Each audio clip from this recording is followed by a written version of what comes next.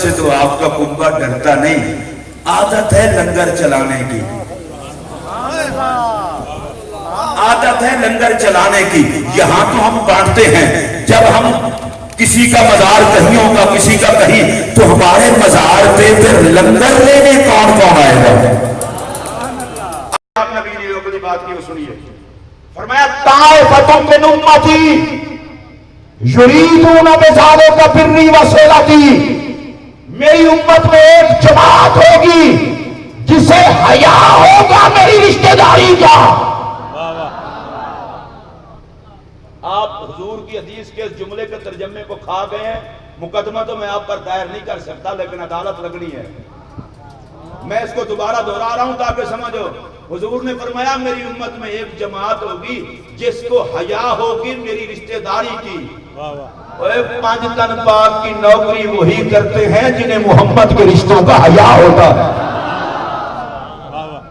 اہل بیت کی نوکری وہی کرتا ہے جسے حیا ہوتا ہے۔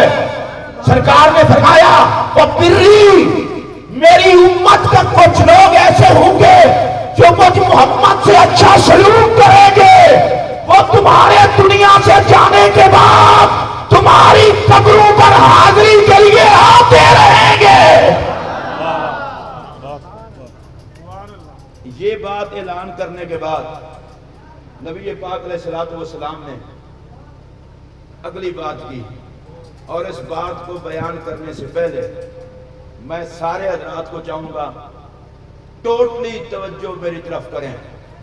میرے نبی نے فرمایا حسن و حسین میرے بچوں، جو تمہیں سلام کرے گا زرتہ بالموقف، قیامت کے دن میں محمد خود جا کے ان سے ملاقات کروں گا۔ اس اجر پر بھی آپ نہیں بول سکے، سارے بولیں۔ ایک ہے گناہگاروں کا نبی کو تلاش کرنا، اور ایک ہے میرے نبی کا خود تشریف لانا۔ فرمایا زرتہم بالموقف، میں انہیں قیامت کے دن خود ملوں گا۔ اچھا یا رسول اللہ مل کے کریں گے کیا؟ فرمایا آخذ بآدادہم، میں ان کے کندھوں پر اپنا ہاتھ رکھوں گا۔ اونچی آواز سے بولو وَأُنَاجِيهِمْ مِنْ أَحْوَالِ الْقِيَامَةِ وَشَدَائِدِهِ، جو تم سے پیار کرے گا حسنین کریمین سے، مولا مرتضیٰ سے، سیدہ زہرا سے، فرمایا قیامت کے دن ملاقات کروں گا، ان کے کندھوں پر ہاتھ رکھوں گا، اور قیامت کی ساری سختیوں سے تمہارے پیار کا صدقہ میں محمد خود بجا لوں گا۔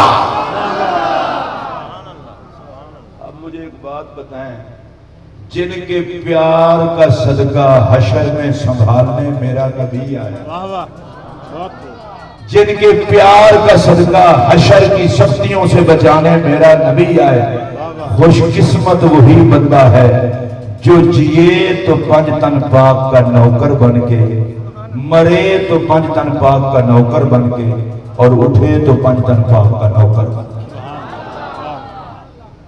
رسول اللہ علیہ السلام کے فرمان کے ایک جملے کا مطلب صرف عرض کر کے میں اپنی تقریر چھوڑ رہا ہوں۔ سرکار نے فرمایا چار بندے ایسے ہیں کہ قیامت کے دن میں ان کی سفارش کروں گا۔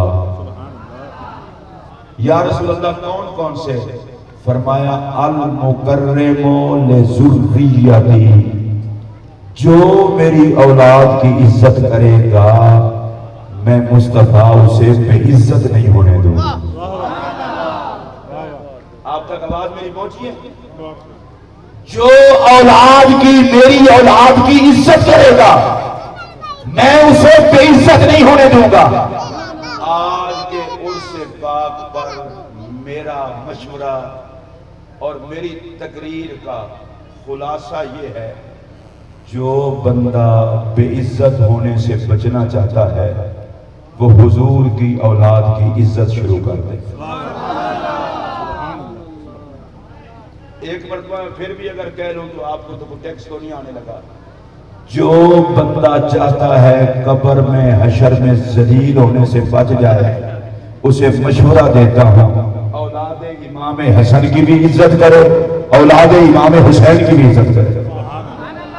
آج کل تو چھوٹے چھوٹے مولوی صاحب ہوتے ہیں، اللہ تعالیٰ اگر مولوی کو رب حیا دے تو فرشتے سلام کرتے ہیں، مولوی بگڑ جائے تو شیطان بھی پناہ مانگتا ہے۔ بگڑے ہوئے مولوی کو میں سنی نہیں سمجھتا، اور جو اچھے مولوی ہیں وہ اہل سنت میں ہیں۔ میں انہیں اپنی برادری کی گل کی ہے، تساں تے خوش ہوندے ہو مولویوں کے خلاف بندہ گل کرے، اللہ دے بندے تسی اس گل تے بھی خوش نہیں ہوئے۔ میں تانوں قسم چک کے آکھن لگا جے میں اپنا نظریہ دسن لگا، حالانکہ میں مولویاں دی برادری دا بندہ تے مولوی ہون نوں عزت سمجھنا۔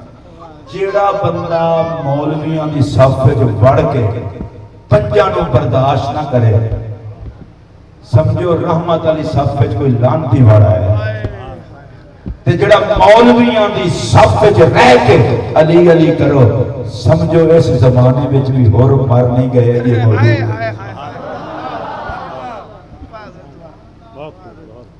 10 محرم شریف آ رہا ہے، میں اب یہ تقریر نہیں کر رہا، ہاتھ جوڑ کے کہہ رہا ہوں، جس دن تیرا باپ فوت ہوا ہے تجھے ختم دلانا یاد ہے، جس دن بھائی مرا ہے سالانہ یاد ہے، تجھے یہ نہیں پتا 10 محرم کو کون کٹا ہے۔ اس مولوی کو زہر دے جس نے 10 محرم اوروں کے حوالے کر دیا ہے، تیرے گھر سے اور کچھ بھی نہ جائے تو 2 سپارے قرآن کی تلاوت تو زہرا کی خاندان کو جائے۔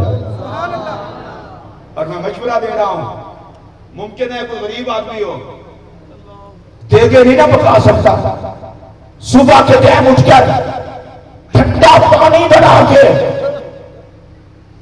کربلا کے شہداء کے نام پہ تقسیم کر کے کہے پاک حسین کربلا میں تو نہیں پہنچا سکا، تیرے نام کی خیرات آج یہاں پیاسوں کو پلا رہا ہوں، مجھ سے قسم اٹھا لے ان کے نام پہ 2 گلاس پانی پلا کے دے، ساقی کوثر تجھے پیاسا نہیں رہنے دے گا۔ اپنا رشتہ مضبوط کرو، یہ کوئی بات نہیں ہے کہ وہ کریں گے، میں سنی ہوں، میں حسین پاک کے در کا کتا کسی کو نہ دوں، حسین کیسے دے دوں؟ اپنے رویے ٹھیک کرو، خدا کے لیے رویے ٹھیک کرو، جنت جاگیر ہے حسنین کریمین کی، حسنین کا مبغض جنت میں جا ہی نہیں سکتا۔ جو بندہ اپنے نبی کو خوش کرنا چاہتا ہے وہ حسنین کو سلام کرنا اپنی عادت بنا لے۔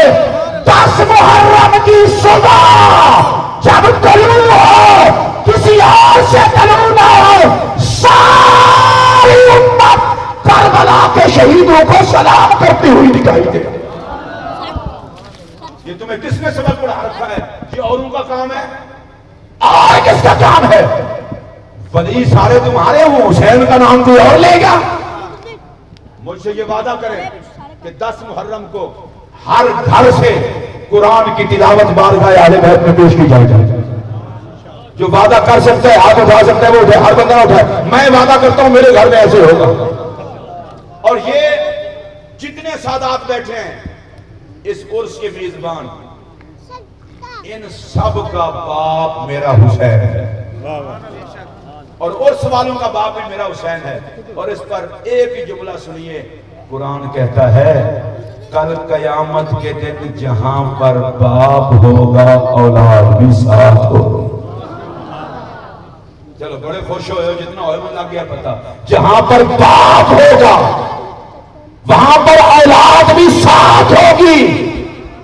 میں مولوی صاحب کو، خطیب صاحب کو، مقرر صاحب کو مشورہ دینے لگا ہوں، تو اپنی فکر کر، سیدوں کو سنبھالنے کے لیے حسن بھی کافی ہے، حسین بھی کافی ہے، سیدوں کو سنبھالنے کے لیے مولا علی بھی کافی ہے، سیدہ زہرا بھی کافی ہے۔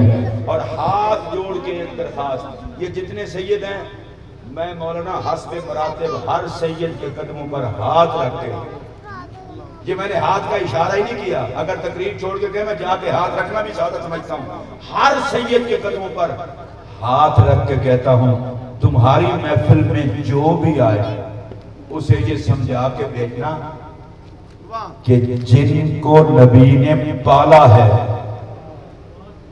ان کی حیا بھی ضرور کرنا، اور جو ساری دنیا سے ٹکرا کے محمد پہ پہرا دیتے رہے ان صحابہ سے بھی وفا ضرور کرنا۔ سیدوں کی بارگاہ میں جو ہے بالکل کھرا عقیدہ لے کر جائے۔